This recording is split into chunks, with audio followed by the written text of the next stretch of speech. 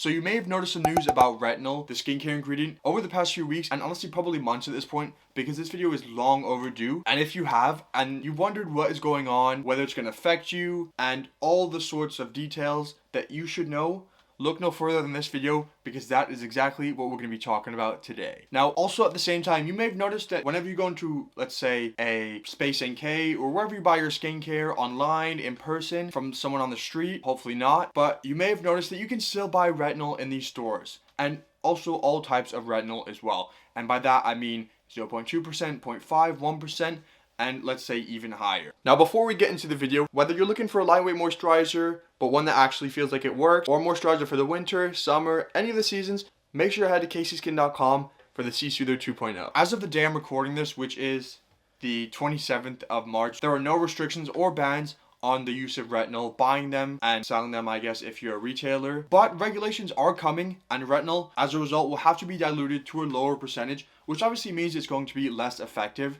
So we're also going to explore some alternatives in this video, and honestly, what are the choices you have for when these regulations do come into effect. So as a result of these retinol regulations that will come into effect, which we're going to be talking about in a bit further into this video, this means that skincare brands that produce retinol products will either have to totally wipe them out from their inventory if they choose. No.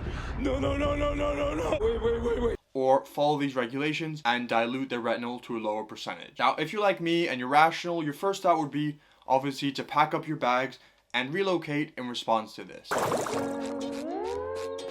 So in order to give you guys all the details that you need to know and also the interesting stuff, I've condensed all of the things you need to know into question and answers, and we're going to start with the question. And the first one is, why retinol, which is probably one of the most effective skincare ingredients, is suddenly being restricted? I mean, if you watch skincare videos, you know the transformative effects that retinol has when it comes to fine lines, wrinkles, so anti-aging, unclogging pores, and addressing a load of different factors and concerns. So it also comes as no surprise that this vitamin A derivative is one of the most popular skincare ingredients out there as well. But despite all of that, European regulatory bodies are still questioning the safety of high-strength retinol formulations. Now, these regulations are only going to be affecting the EU, so if you're outside the EU, you don't have to worry. We can just watch them suffer from outside. We know that skincare brands will obviously be affected in the EU, and they'll have to change their retinol formulations to lower the percentage or totally remove retinol from their inventory, which I don't see it being an option for them. So let's see what they're going to do and how it's going to affect them. Now, the EU safety concern will be addressed by issuing a notice that retinol strength percentages have to be lower. But because we're smart about our skincare, you guys and me, not all hope is lost, because skincare brands can innovate and use alternatives as well, which I can do a full in-depth video about. Let me know if you'd like to see that in the comments. Or also a possibility, they could adapt existing formulations to maintain product effectiveness while following these regulations. Based on the widespread use of retinol for anti-aging, hyperpigmentation, acne, and whatever other concern, I would guess that thousands of products are going to be affected. It could quite honestly affect even more than this, but this would mean that serums, creams, and lotions would all be affected. Oh, and also, don't think they forgot about treatments. Now, the prompting of these restrictions, besides from safety concern, boils down to the amount of people in the EU consuming vitamin A in excess. Now, the exact amount of people in the EU that have a excess of vitamin A is not known, but a percentage that reoccurs a lot is 5%. And my thought is that something must have brought this concern about excess vitamin A toxicity to be regulated to safeguard public health. The SCCS, Scientific Committee on Consumer Safety, does ensure that cosmetic products containing vitamin A, like retinol, are safe for consumers. They've also set specific concentration limits. So for body lotions, it's 0.05%, and for other products, it's 0.3%. And while they couldn't determine the exact impact, they do emphasize that it's important to consider other sources like food and supplements. Now, based on my phrasing during this video, you can probably tell the answer to the next question, but is retinol banned in entirety, or is it just the amount? And well, if you didn't, it's about the latter and the percentage used. And it's about the link between retinol, which is a derivative of vitamin A, and also vitamin A intake in our diet. And although retinol is an incredible ingredient known for its anti-aging abilities and so much more, as you probably know, with everything, moderation is key. And you don't exactly want to have an excess intake of vitamin A, because this can lead to liver toxicity and also birth defects. And also very fitting with retinol, redness, and also skin peeling as well. So okay, we've established that too much vitamin A is obviously not great for you, and there needs to be safety measures put in place so that the 5% who do have an excess intake of vitamin A can be safe. But what does what we eat have to do with skincare? And this is interesting because when you put a skincare product on your face, it doesn't just stay on the surface. It actually gets absorbed by your body, and that's why when you put a cream on, the cream isn't there,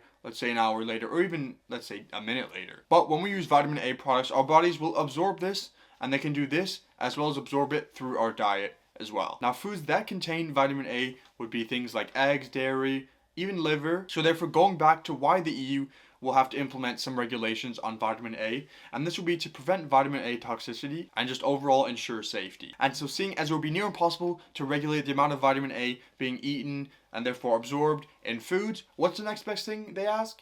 Skincare. So by controlling the amount of retinol available for absorption through topical application, the EU essentially aims to reduce the risk of a vitamin A overdose. So with all of that out of the way, what are your thoughts on the EU's restriction of retinol percentages? I'd like to see what you guys think.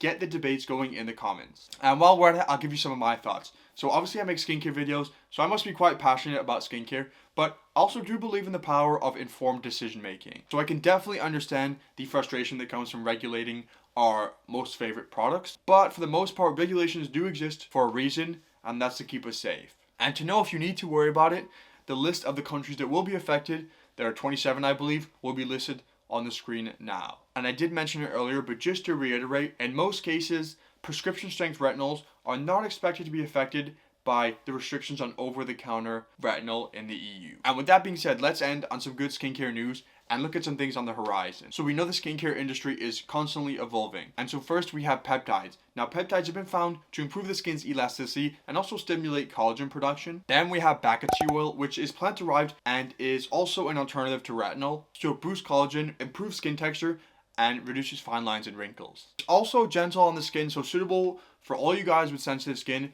myself included. Then you have gene editing and CRISPR, which I'm just going to read off the screen. So it's clustered, regularly interspaced, short, palindromic repeats. And it's essentially a DNA cutting system originally developed in nature by bacteria as a way to destroy the DNA of viruses that frequently attack them. And I'm sure there's also loads of other things. With one rock turned when these regulations come into effect in, I believe, 2025 or 2026, I'm sure another rock will be turned with something new, fresh, and interesting to compete with retinol. So I hope this answered a lot of your questions that you may have had regarding the restrictions on retinol in the EU. So no, it is not banned. And if you have any questions, drop them down below. I'll answer them. And I'm sure there's also a load of other people that would like to answer them as well. So thank you for watching. Hopefully we're more consistent with these uploads. And I'll see you in the next video.